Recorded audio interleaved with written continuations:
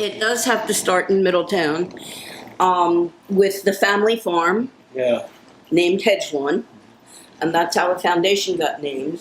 Well, actually, the Christian Kohl, who was a Prussian soldier who bought a farmette in what's now Red Hook, Brooklyn, just after the Civil War, and then he had several sons, and Christian Jr. came to Delaware and picked it up as a tenant farmer in the 1880s. Well, Ben went to Bowdoin, and his older brother Victor went to Dartmouth.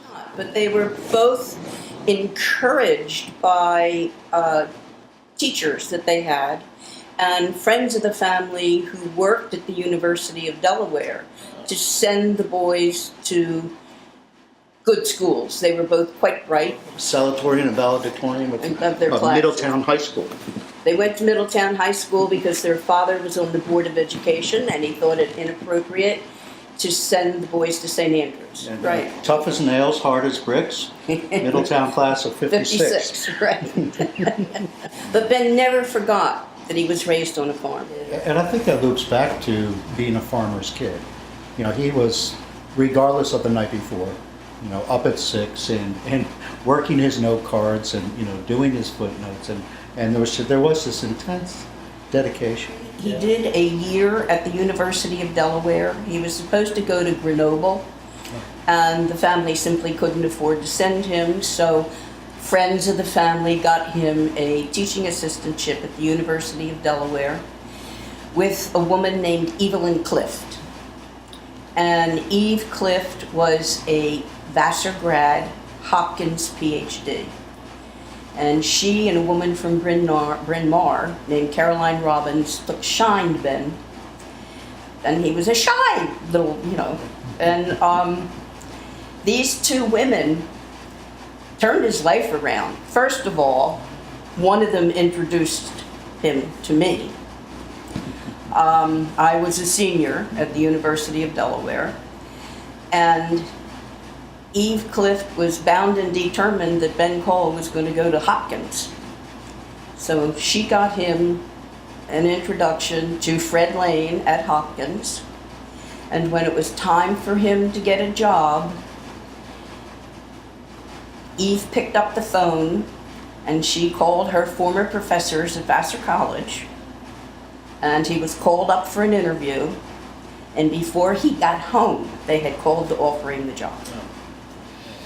He was a pure academic. I mean, it was the classroom, the scholarship, and service to the community. And I don't think he ever lost sight of any of those goals. Right.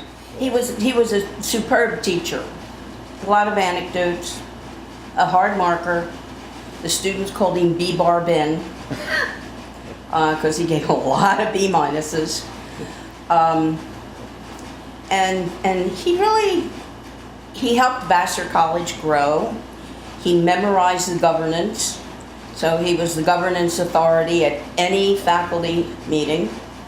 And he rose up through the ranks, and at one year, he was chairing the history department, the Italian department, the faculty policy conference committee that met with the dean and the board of trustees and the promotion and tenure.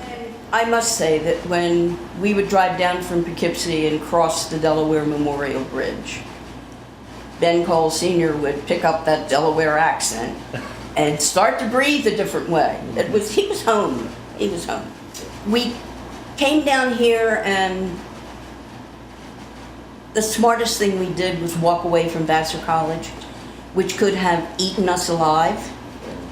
And Ben went back frequently because he had developed the Italian history section of the library over 35 years of teaching there.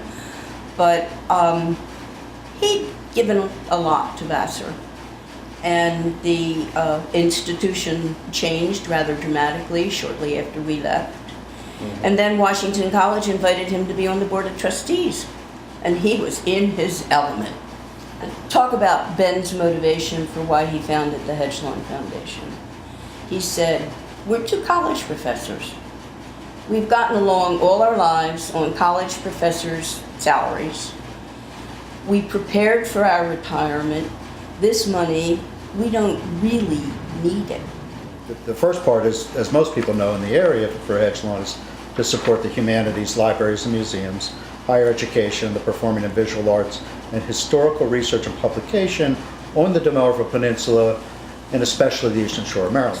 But the second part of the mission statement is similar, but quite specific, to support the humanities, research libraries and museums, historical research and publication, especially of documentary collections in electronic, but also in letterpress, for the study and appreciation of the history and culture of Venice, Northeast Italy, and the former Venetian Empire. Yeah. And I think he knew that, this was a wonderful way to take a modest amount of money and to continue to support things in a really meaningful way. We lost him 8 years ago on June 10th. And out back here, the raspberries are in full bloom. And every year they bloom right around the day of his death.